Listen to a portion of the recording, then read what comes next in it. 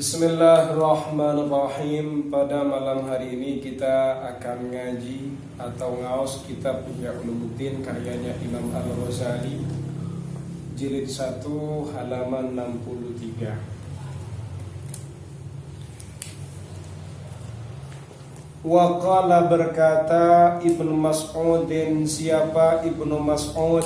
Sayati akan datang alam nasi pada manusia zamanun masa tamlahu fihi udhubatul qulubi, tamlahu asin fihi, di masa itu rasanya menjadi asin, fihi di masa itu udhubatul qulubi, rasa tawarnya hati. Fala yantafi'u bil ilmi yawma idzin, fala yantafi'u, maka tidak dapat mengambil manfaat, bil ilmi dengan ilmu, yawma idzin di saat ini, di saat itu, alimuhu orang yang alim di masa itu, wala muta'allimuhu dan juga tidak muta'allimnya. Katanya Ibnu Mas'ud, nanti ada satu masa yang di situ ketawarannya hati yang tawar ini menjadi asin, sehingga efeknya orang alim di masa itu ia tidak bisa mengambil manfaat dengan ilmunya, juga para pengkajinya, para pencarinya juga tidak bisa mengambil manfaat dengan ilmunya di masa itu. Fatakunu qulubu ulamaihim mislas sibah, fatakunu ada qulubu ulamaihim, hati para ulama mereka, para alim mereka, mislas sibahi, seperti bumi yang tandus, bumi yang kering, min dawatil milhi, yang mana bumi itu memiliki garam. Yanzilu alaiha qatrus sama, yanzilu turun alaiha padanya, pada asibah tadi, qatrus sama, tetesan air langit. Fala yujadu laha udzubatun, tidak ditemukan laha baginya udzubatun, rasa tawar. Wadzalika, hal itu, idza malat, ketika condong, qulubul ulama'i, hatinya para alim, ila hubbid dunya, condong pada mencintai dunia, wa ithariha, dan mengutamakan dunia, alal akhirati, atas akhirat.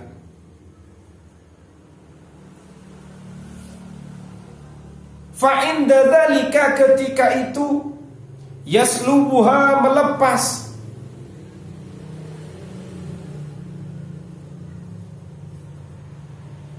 yaslubuha, melepas. Hanya itu apa? Yang dilepas itu berarti hatinya tadi. Allah Ta'ala ya Nabi al-hikmati, pada sumber-sumber hikmah, wa yudfi'u masabihal huda, ya, dan memadamkan beberapa lampu atau sinarnya petunjuk, min qulubihim, dari hati mereka, fayukhbiruka alimuhum, lalu akan menghabarimu, lalu akan memberikan informasi kepadamu, alimuhum, orang alim mereka, hina talqahu, ketika engkau menemuinya, annahu, sesungguhnya alim tadi, yahsa, takut, Allah, pada Allah, bilisanihi, dengan mulutnya, dengan lisannya, ucapannya, wal fujuru, sementara kejahatan zahirun itu nampak, fi amalihi pada perbuatannya alim. Allah. Setelah Ibnu Mas'ud mengatakan di zaman yang mana tawarnya hati sudah tidak ditemukan, orang alim dan orang muta'alim tidak bisa mengambil manfaat dengan ilmu. Hati para alim, hati para ulama ketika itu sama dengan bumi yang gersang tandus. Ya toh? Bumi itu banyak garamnya, kemudian ditetesi dengan tetesan air hujan dari langit. Akhirnya semakin menyebar. Tidak ada rasa tawar sedikit pun di bumi tandus itu. Kapan terjadi yang model kayak gini? Ketika hati para ulamanya, ketika hatinya para alim sudah cenderung untuk mencintai dunia, sudah mengutamakan dunia daripada akhiratnya. Ketika itulah Allah Ta'ala melepas hatinya, melepas dari hatinya apa yang dilepas oleh Allah, ya Nabi al-hikmah, sumber-sumber hikmah. Kemudian Allah Ta'ala memadamkan lampu-lampu petunjuk min qulubihim, dari hati mereka. Sehingga bukti itu akan kamu temukan, kata Imam Al-Ghazali, fayukhbiruka alimuhum, orang alim di masa itu akan memberikan informasi kepadamu. Informasi gimana mereka akan memberikan informasi kepada kamu? Nanti orang alimnya kamu tahu, kata Imam Al-Ghazali, dia takut kepada Allah cuma lisannya saja, tapi sementara perbuatan kejahatan nampak pada amal dan perilakunya. Lisan takut kepada Allah, tapi amal jahat dan bermaksiat kepada Allah. Na'udzubillah wal iyadu billahi billah. Fama akhsabal al-sunah, alangkah suburnya lisannya, yauma idzin, ketika itu, wa ma ajdabal quluba, alangkah gersangnya hatinya. Kalau lisannya pintar, dalil pintar, sedikit ayo ikut sunnah, ikut Al-Quran, ikut kembali kepada ulama. Mulutnya sudah luar biasa, tapi hatinya. Makanya kalian ini, sebagaimana kajian sebelumnya pada kitab yang lain, hati-hati mencari guru, hati-hati mencari orang alim, hati-hati mencari ulama. Ya kayak gini nih. Ini Ibnu Mas'ud sudah mengatakan akan ada nanti di masa yang seperti ini, dan kita sudah menemukan masa-masa yang sedemikian. Kayaknya seperti itu. Kalian besok akan melanjutkan keilmuan-keilmuan dari Ma'had At-Tamimi, maka kalian harus ingat petua-petua yang ada dalam kitab ini. Kitab ini ditulis oleh pengarangnya itu sambil mendekatkan diri kepada Allah. Jadi kalau kitab ini tidak penting, kitab ini tidak manfaat, kitab ini tidak memberikan petunjuk kepada orang lain, maka kitab ini hancur. Seperti itu. Saya nggak tahu Miftahul Muftadi ini berapa tahun kuatnya. Apa 10 tahun? Apa 20 tahun? Kalau kitab yang lain ini saya kasih tahu, mungkin kitab ini akan ditelan masa. Kitab yang ini mungkin ditelan masa. Kamu tak kasih tahu sedikit informasi. Saya menulis karya ini, saya tidak putus wudu. Bagaimana dengan Ihya? Allah luar biasa. Ini sudah 500 tahun. Dibaca oleh seluruh ulama yang ada di seluruh benua. Jadi ini jangan sampai kemudian kamu terjadi kepada kita. Sulit memang. Orang alim dirayu dengan uang, sulit. Dibuang gimana, gak ketemu lagi. Gak dibuang gimana. Ya ini tantangannya. Seperti itu. Makanya katanya Imam Al-Ghazali, ma akhsabal alsun, kalau mulutnya alangkah suburnya, pintar ngomong, pintar dalil, pintar des. wa ma ajdabal quruba, tapi alangkah gersangnya, alangkah kerasnya hatinya. Fa wallahi alladzi la ilaha illahu ma dzalika illa li annal muallimina 'allamu li ghairillahi ta'ala. Demi Allah, katanya Imam Al-Ghazali, alladzi la ilaha, zat yang tidak ada Tuhan, illa huwa, kecuali dia Allah, madzalika, tidak ada hal itu, illa, kecuali apa penyebabnya? Li'annal muallimina 'allamu li ghairillahi ta'ala, karena muallimnya ngajari ilmunya bukan karena Allah. Wal muta'allimina, dan santrinya. Kenapa kau bisa sedemikian? Karena juga santrinya ta'allamu li ghairillahi ta'ala, mereka belajar ilmu bukan karena Allah. Muallimnya ngajar bukan karena Allah, santrinya ngaji bukan karena Allah. Na'udzubillah wal iyadzubillah min dzalik. Jadi kalian ngajar ini usahakan steril di sini. Saya ngaji niat mondok karena Allah, sebagaimana saya harus berusaha ngajari kalian karena Allah. Seperti itu. Biar tidak masuk yang seperti ini. Ini katanya Ibnu Mas'ud dari sahabat Abdullah bin Mas'ud. Coba, sudah disebutkan berapa tahun yang lalu. Masa sahabat Nabi. Wa fit Taurati, dalam kitab Taurat, wal Injili, dan kitab Injil, maktubun, terdapat tulisan. Sesuatu yang ditulis dalam kitab Taurat dan Injil, apa tulisannya? La tatlubu ilma ma lam ta'lamu hatta ta'malu bima alimtu. La tatlubu, janganlah kamu mencari ilmama, pengetahuannya sesuatu, ilmunya sesuatu, lam ta'lamu, yang kalian tidak mengetahuinya, hatta ta'malu bima alimtum, kecuali kamu mengamalkan bima alimtum, dengan sesuatu alimtum yang tahu kalian semua. Maksudnya gimana dalam kitab Taurat dan kitab Injil? Kalian ini jangan mencari ilmu yang belum kamu ketahui, kecuali yang sudah kamu ketahui tadi kamu amalkan. Kalau kamu cuma mencari ilmu tapi tidak mau diamalkan, buat apa?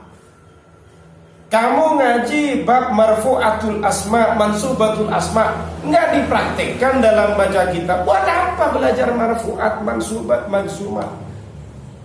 Diamalkan. Nah, buktinya disentil bolak-balik. Terus mana bukti pengamalan itu? Kamu belajar tentang sholat subuh wajib, ya kan? Termasuk rukun Islam. Tidak sholat subuh, buat apa kamu ngaji bab sholat subuh kalau kamu tidak mau mengamalkan bab sholat subuh? Ini jangan tersinggung. Kalau tersinggung berarti segera bertaubat. Kamu belajar baca kitab, diamalkanlah usulnya, diamalkan ini Ustaz. Nah, buktinya kena sendiri bolak-balik. Nah, ini loh, ini petua dalam kitab Taurat dan Injil. Kitab Taurat dan kitab Injil itu, tak kasih tahu sama kalian, tidak 100% salah, jangan salah paham. Ya. Jadi bahasanya kitab Taurat dan Injil ini terjadi distorsi, ada semacam penyelewengan. Tapi tidak semua diselewengkan. Ada yang sama dengan yang terjadi di masa Nabi Isa dan Nabi Musa, tapi ada sebagian yang sudah terjadi distorsi atau penyalahan data, perubahan data. Ya, begitu. Luar biasa. Juga dalam kitab Taurat dan Injil itu firman-Nya Allah.